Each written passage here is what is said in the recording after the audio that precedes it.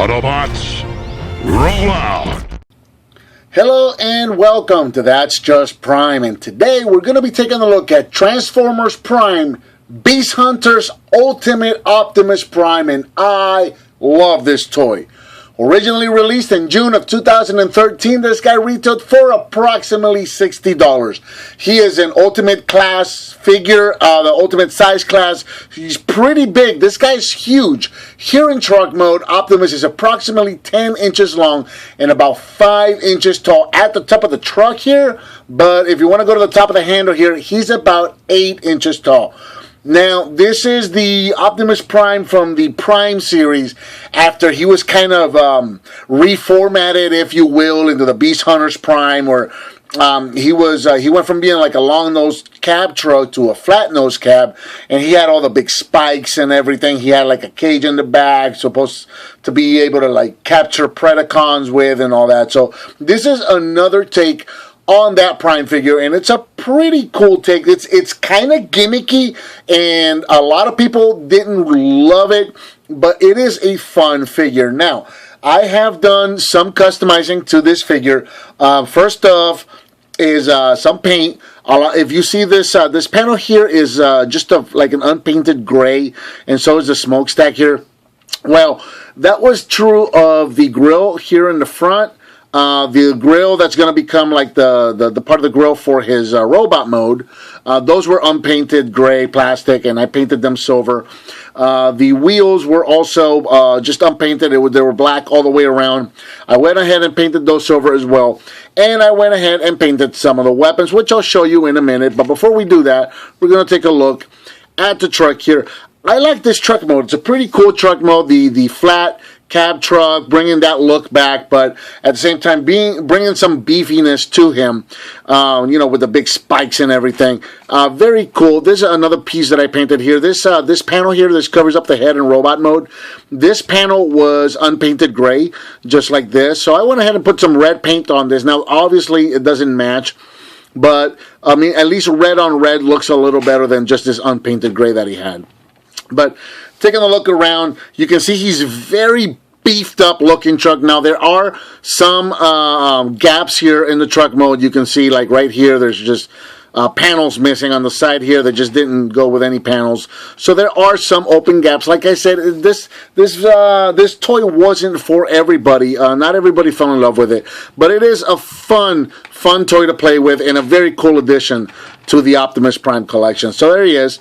Like I mentioned before, he did come with quite a few accessories. So you can see this giant ring on his back, on his top here.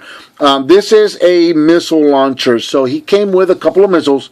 He came with 5 missiles, all very different. So, and I guess these are all supposed to have a different function for him when he's using them against the Predacon. So there's this guy here. He just kind of looks like some kind of a fire blast or something or other. Green for some reason, but we'll go ahead and put that guy in there. Next up, this missile here looks like it's got a ring, so perhaps this is supposed to like fire off and capture somebody, go around its neck or something like that. Who knows? Your imagination really decides what these guys do. So let's grab one of the gray ones here.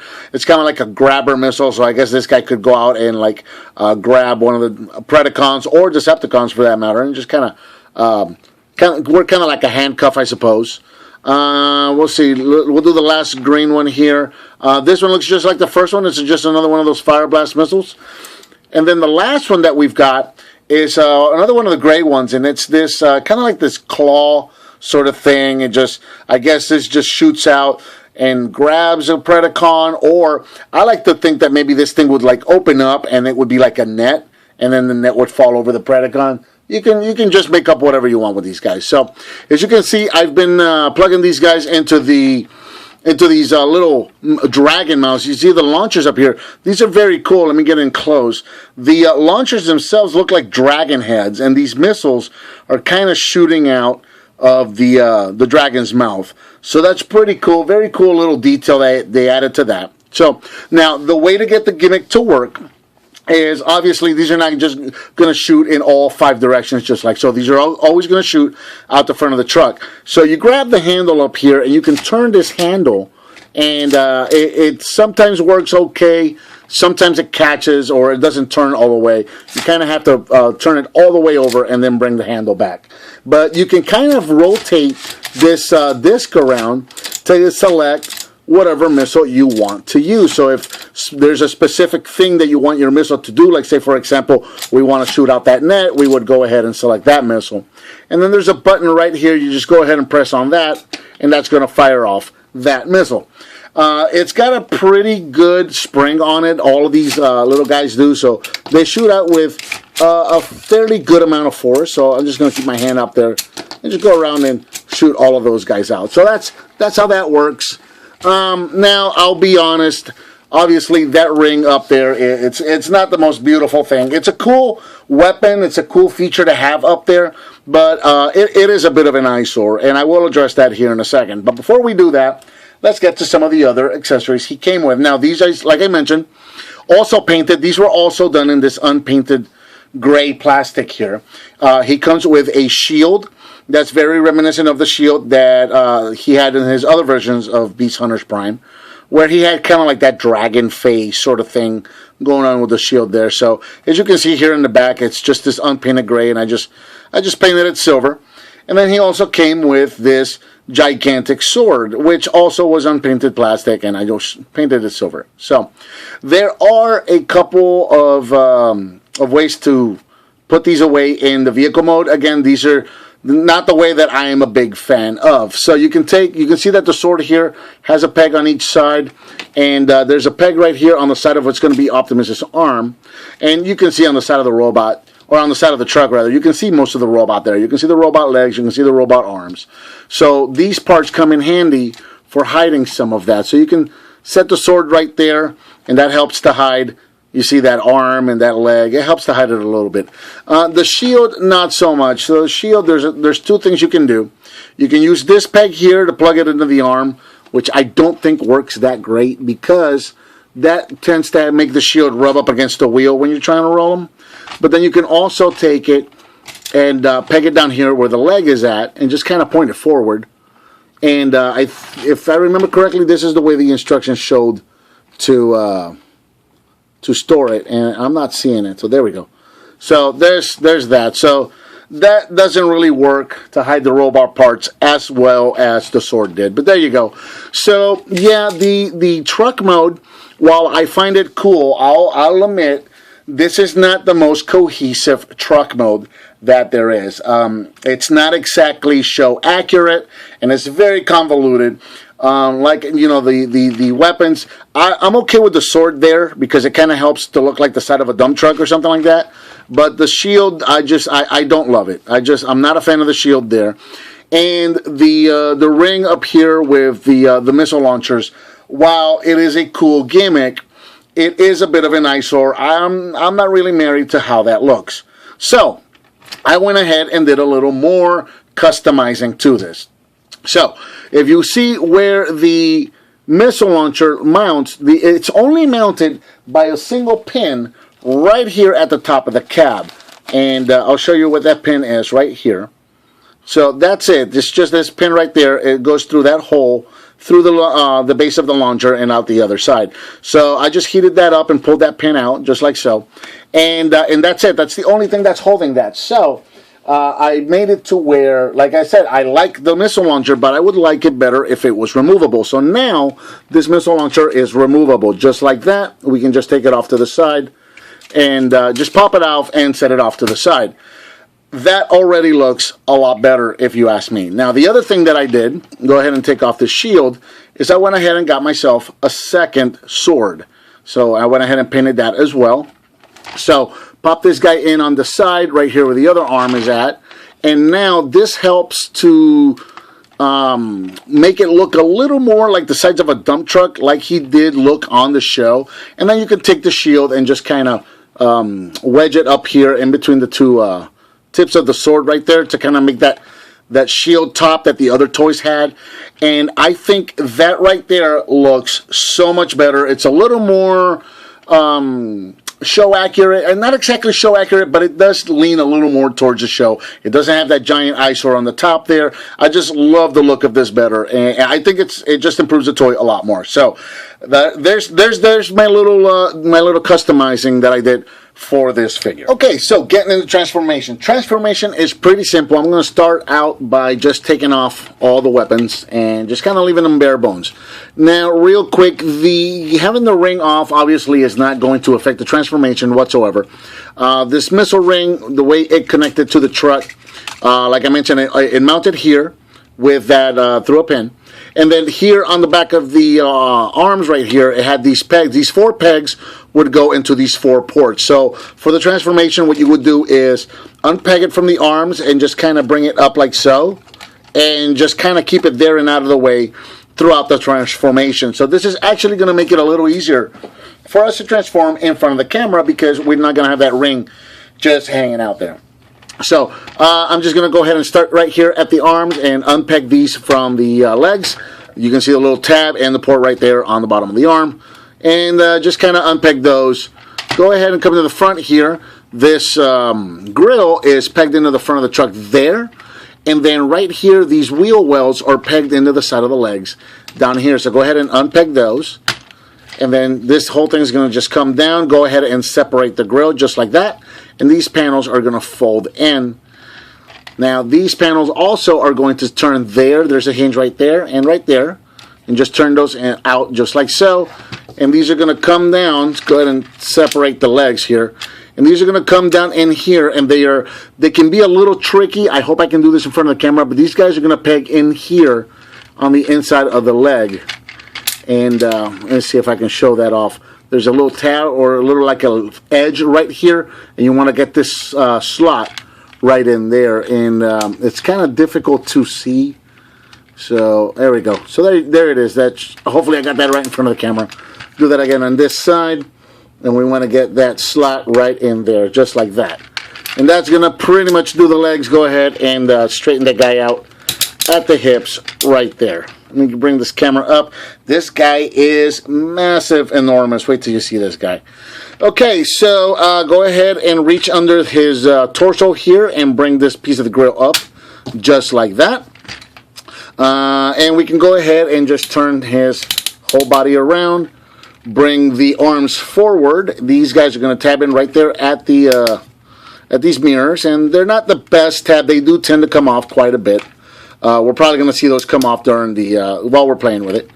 Go ahead and bring the arms down like you saw. You can bring these up. These little like shoulder pauldrons or armor or whatever. These things just kind of float around. So it's kind of your preference wherever you want to point them. You can leave them down. You can bring them all the way up. You can angle them down. So you can do whatever you want with those. Turn the arms around, and then finally, we are going to reach up here and pop the head out of there. This panel can be tight, and it's being very tight right now. There we go. So you pull this panel up, and you can see that silver right there. This was, like I mentioned earlier, this was unpainted gray plastic. I painted that silver as well. And just pull this all the way back until it clicks into place. There's Optimus Prime's head. And there is pretty much Ultimate Beast Hunters Optimus Prime in robot mode, and I think he looks incredible. Here in robot mode, Optimus is a whopping 11 inches tall. Now, if we had well, let's do this first. Let's do the face. I want to bring him in for a close-up and show you guys the face. This is really cool. Very nice head sculpt. Very reminiscent of what we had on the show. Now, it's missing the faceplate, which is a shame. I do like my Optimus Primes with their faceplates. For articulation, we've got rotation at the head right here. Not a full 360. There's a reason for that. Come on, focus. There's a reason for that, which we're going to see in a second, but you got some rotation right there at the head. Arms are right here. The shoulders can go all the way around, and then you've got another joint right here, like at the upper bicep, I suppose, which works for the arms to go in and out like so, or up and down. Now you've got a rotation at the bicep. You've got a 90 at the elbow, and you do have a, let's see, you have some rotation at the wrist, but it seems to be limited for some reason. Like you can see, I can turn the fist ever so slightly, but I can't actually rotate it all the way through. And I'm afraid if I try to force it, I'll break it. So I don't really know what's going on there. Now, you did have some waist articulation. It does break up a little bit. You saw that when he was in robot mode, his upper body is offset from his lower body. So that is something to take into consideration when posing his waist. You can turn him only so much before it starts to break it up, as you can see right there. So there you go. You got universal ratchet joints at the hip, so in and out, forward and backwards. You have a rotation at the knee. You have a 90 at the knee, and nothing really at the feet. So there it is. There's your articulation for Prime, and I'm having to really back up. Now, like it is, just like this, you can see he is a gorgeous, gorgeous sculpt.